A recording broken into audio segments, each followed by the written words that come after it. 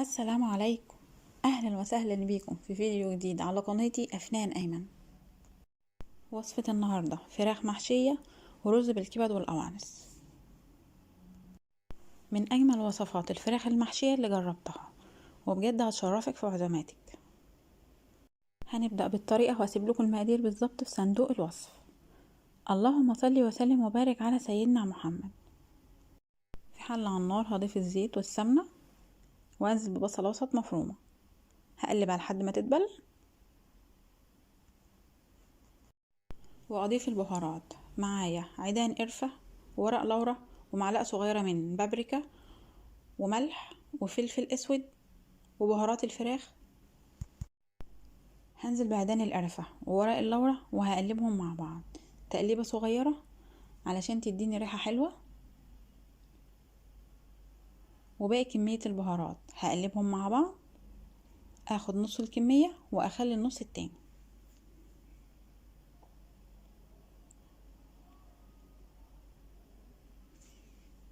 بالشكل ده كده. وهقلب الخليط مع بعضه وانزل بالكبد والقوانص. الكبد والقوانص انا غسلها بمية سخنة وخل وملح وفلفل اسود عشان اتخلص من ريحة الزفرة وما تدينيش ريحة زفرة للرز.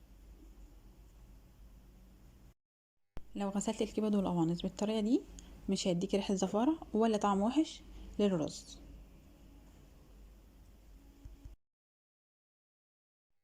واستمر في التقليب 5 دقايق كمان لحد ما الكبدة تستوي وتاخد لون حلو معايا بالشكل ده كده. وانزل بكوبايتين رز بسمتي مغسول ومتصفي.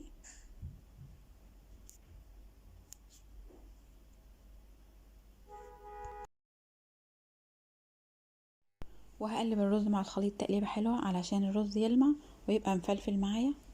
وانزل بباقي كمية البهارات.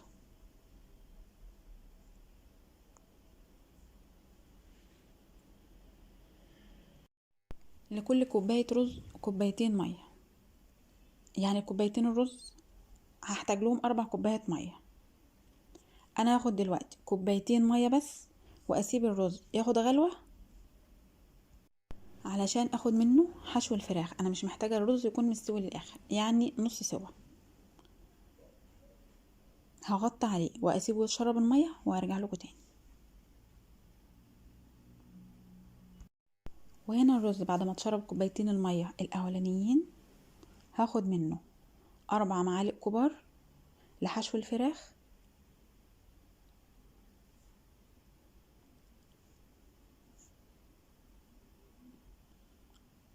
واضيف كوبايتين المية التانيين واغطي عليه واسيبه يستوي. ملحوظة يا جماعة، ممكن كوبايتين الرز يحتاجوا اكتر من 4 كوبايات مية.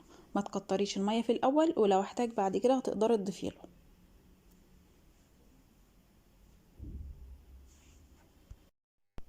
وهنا هنجهز تتبيلة الفراخ.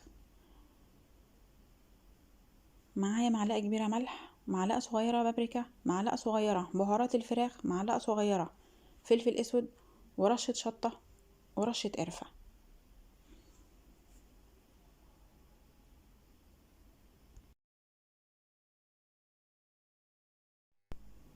وربع كوباية زيت ومعلقتين كبار صويا صوص.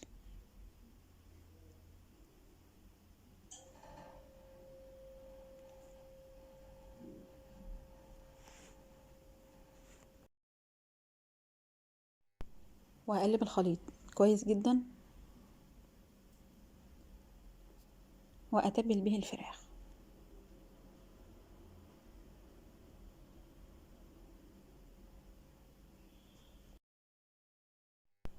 وبالفرشة ابتدي اتبل الفرخة من جوه ومن بره.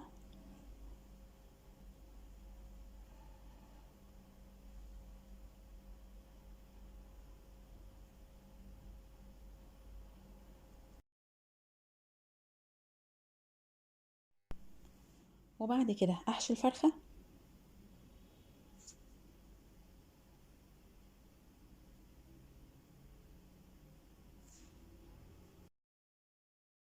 انا مش هملي الفرخة رز للاخر علشان الرز يستوي براحته، يعني 4 معالق كبار كفاية. وأقفل رجلين الفرخة بالشكل ده كده عشان تديني شكل حلو في التقديم.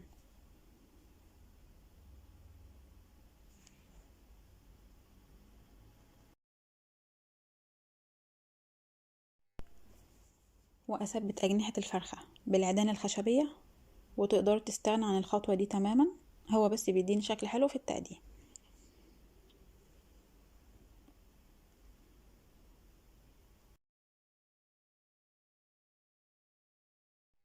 وبعد كده هنجهز صينية الفرن. عندي صينية بالشبكة،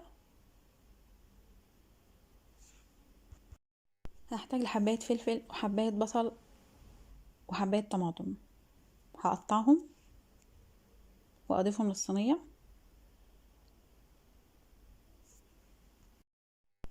وكمان هضيف ورق لورا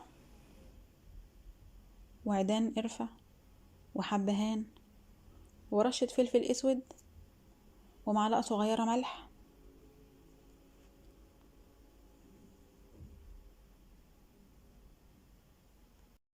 والخلطة دي هتدينا ريحة حلوة وطعم جميل للفراخ وهي بتستوي.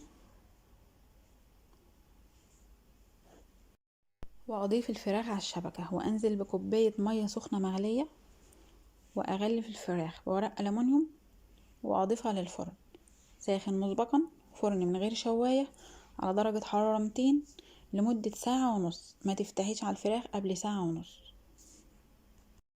وبعد كده تقدري تفتحي عليها تشوفيها استوت او لا. وهنا الفراخ بعد ما طلعت من الفرن ما شاء الله مستوية وريحتها جميلة جدا.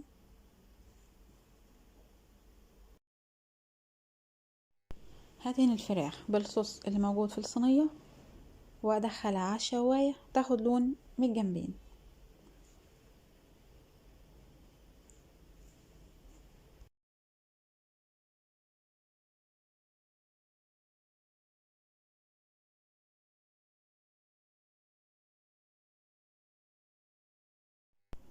وهنا الفراخ بعد ما طلعناها من الفرن اخدت لون جميل، ضفناها لاطباق التقديم مع الرز. الوصفة دي تقدري تعتمدي عليها في عزومات رمضان لانها بتاخدش مجهود كتير. الفراخ مستوية جدا وكمان الرز جواها مستوي. انا هفتحها عشان اوريكم الرز جواها. اللي جربت الوصفة تقولي رأيها في الكومنتات. وبكده يكون فيديو النهاردة خلص. اتمنى من كل قلبي يكون عجبكم. لو عجبكم الفيديو ما تنسونيش باللايك والشير وسبسكرايب للقناة عشان يوصلكم كل فيديوهاتي.